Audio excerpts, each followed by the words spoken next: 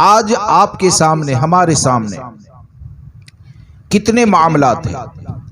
یعنی سب سے پہلی چیز تو یہ کہ آج یعنی پہلے تو ایسا ہوتا تھا، یعنی تقریباً ماحول اور حالات ایسے تھے کہ ہمارا مقابلہ دیوبندی وہابی سے ہے، دیوبندی وہابی سے ہیں، ایسے معاملات ہوتے تھے.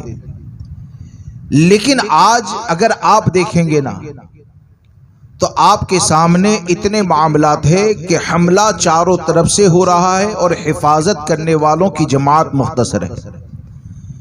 پہلے ایسا تھا کہ محافظ اتنے زیادہ مضبوط تھے کہ کئی جگہوں سے بھی اگر حملہ ہونا تو وہ جواب دینے کی اور حفاظت کرنے کی طاقت رکھتے تھے. لیکن آج ہمارا حال یہ ہو گیا ہے کہ میں آپ کو ایک مثال دوں کہ آج فتنے اتنے زیادہ پیدا ہو رہے ہیں کہ اگر ہم نے کوشش نہ کی اپنے لیے، اپنے آنے والی نسلوں کے لیے، اور ان کو صحیح معنوں میں ضروریات دین کا علم نہ سکھایا تو یاد رکھنا کہ کئی جگہ پر ایسا ہو سکتا ہے کہ سنی کہتا رہے ایمان چلا جائے، سنی کہتا رہے ایمان چلا جائے.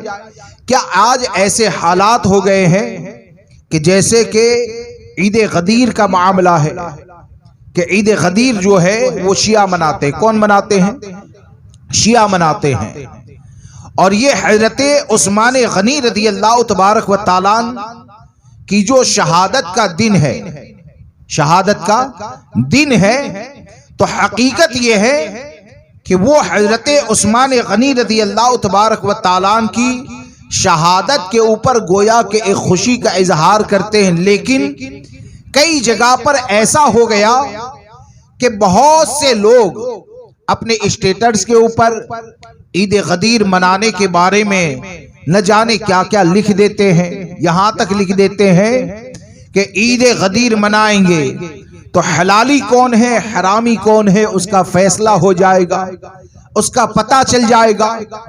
اب اللہ نہ کرے اگر وہ لکھنے والا اگر سید میں سے کوئی ہوتا ہے یا لیبل اگر سادات کا ہوتا ہے تو آج معاملات اتنے زیادہ بگڑ گئے کہ ہزاروں سنی صرف سید کی نسبت کی بنیاد پر یہ کہتے ہیں کہ سید صاحب ہے، ہم ان کے خلاف کیسے زبان کھول سکتے ہیں. اس بات کو یاد رکھ کر چلے کہ کوئی بھی رہے ہر ایک پر لازم یہ ہے کہ جو اہل سنت و جماعت پر قائم رہے گا اور اسی پر دنیا سے جائے گا، اسی کے لیے نجات کا راستہ ہے.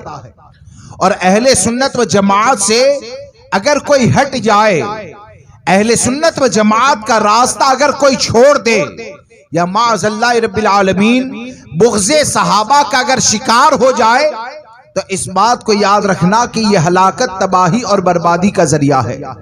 لیکن آپ اگر علم دین نہ ہوگا تو کتنے لوگوں کو بچا سکتے ہیں، کتنے لوگوں کی حفاظت کر سکتے ہیں. ایک مثال میں آپ کو دیتا ہوں کہ آپ کو آج تک پتہ ہی نہیں تھا کہ عید غدیر کیا ہے، اور شیعہ لوگ مناتے ہیں کہ سنی مناتے ہیں یا کیوں مناتے ہیں.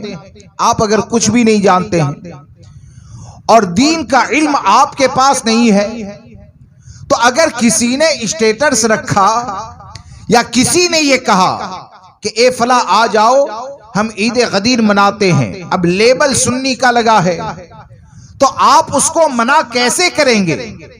آپ اس کو منع اسی وقت کر سکتے ہیں جب علم دین سے آپ کا دل روشن و منور ہوگا، جب آپ کو اس چیز کا احساس ہوگا کہ عید غدیر کون مناتا ہے اور ہمارا معاملہ کیا ہوتا ہے. حضرت مولائے کائنات حضرت علی کرم اللہ تعالی وجہ الکریم سے الحمدللہ ہم محبت کرتے ہیں اور کرتے رہیں گے انشاءاللہ. حضرت علی سے محبت کرنا یہ نجات اور بخشش کا ذریعہ ہے، اور مولا کائنات کی محبت یہ ایمان اور عقیدے کی حفاظت کا ذریعہ ہے.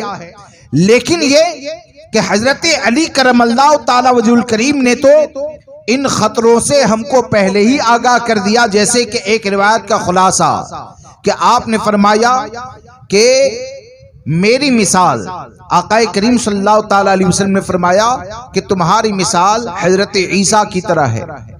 حضرت علی کرم اللہ تعالی وجہ الکریم فرماتے ہیں کہ سنو، میری وجہ سے دو گروہ ہلاک کیے جائیں گے، برباد کیے جائیں گے. ایک وہ جو مجھ سے حد سے زیادہ محبت کرنے والا ہے، اور ایک وہ جو مجھ سے دشمنی رکھنے والا ہے.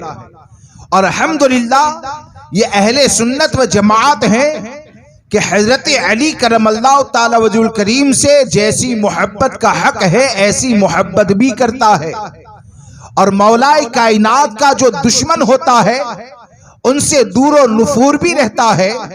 ہمارا حال اور معاملہ یہ ہے کہ ہم صحابہ سے بھی محبت کرتے ہیں، اہل بیت سے بھی محبت کرتے ہیں، اور ہماری نظر اس بات پر ہے کہ صحابی سے محبت یہ بھی نسبت مصطفیٰ کی بنیاد پر ہے، اہل بیت سے محبت یہ بھی نسبت مصطفیٰ کی بنیاد پر ہے.